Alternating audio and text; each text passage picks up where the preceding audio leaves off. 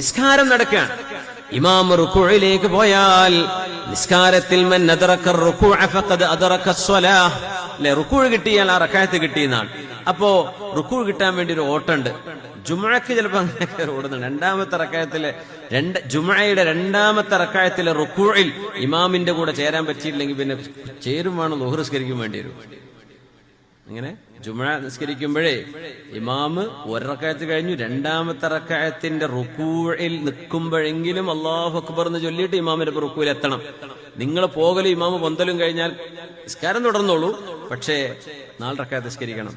അല്ലേ റുകൂഅ് കിട്ടിയാൽ ഒരു റക്അത്ത് കിട്ടി, പിന്നെ ഒരു റക്അത്ത് നിസ്കരിച്ചാൽ മതി, 2 റക്അത്ത് ജുമുഅ കിട്ടും. അല്ലെങ്കിൽ ളുഹ്ർ നിസ്കരിക്കേണ്ടി വരും. അപ്പൊ അതിനിച്ചിരി ധൃതിപ്പെടുന്നതിന് വല്ല കുഴപ്പമില്ല എന്ന് മഹാന്മാർ പറയും. സാധാരണ നിസ്കാരം നടക്കുകയാണ്, നിങ്ങൾ നേരം വൈകി വരികയാണ്, എന്ത് ചെയ്യണ്ട?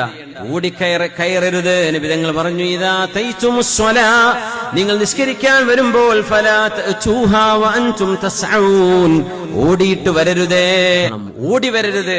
നിസ്കാരത്തിൽ വരുമ്പോ ഇമാമിന് പോലും നിസ്കാരം തശ്വീഷാവും. എന്തേ സംഭവം? ചില പടപടാച്ചിട്ട് ഓടി വരും. ഇമാമിന് സിഗ്നൽ കൊടുക്കുക, ഇമാമേ പൊന്തല്ലേ, ഞാൻ വരുന്നത്. അതൊന്നും ചെയ്യണ്ട, ഇമാം പൊന്തിക്കോട്ടെ. നിങ്ങൾക്ക് കിട്ടിയത് ഫമാ അദ്റക്തും ഫസല്ലു, നിങ്ങൾക്ക് കിട്ടിയ നിസ്കാരം ഇമാമിന്റെ കൂടെ നിസ്കരിക്കുക. വമാ ഫാതകും ഫഅതിമ്മു, അവിടെ നഷ്ടപ്പെട്ടത് എന്ത് ചെയ്യാ? പൂർത്തിയാക്കുക.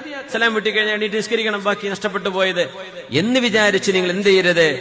ഓടിക്കയറി വരരുത്. അള്ളാഹുവിന്റെ മുമ്പിലേക്ക് നടന്നു വരണം. അത് അള്ളാഹുവിനതാണ് ഇഷ്ടമെന്ന് പുണ്യനബി സ്വല്ലല്ലാഹു അലൈഹി വസല്ലം. സ്വല്ലു അല നബി മുഹമ്മദിൻ വആലിഹി.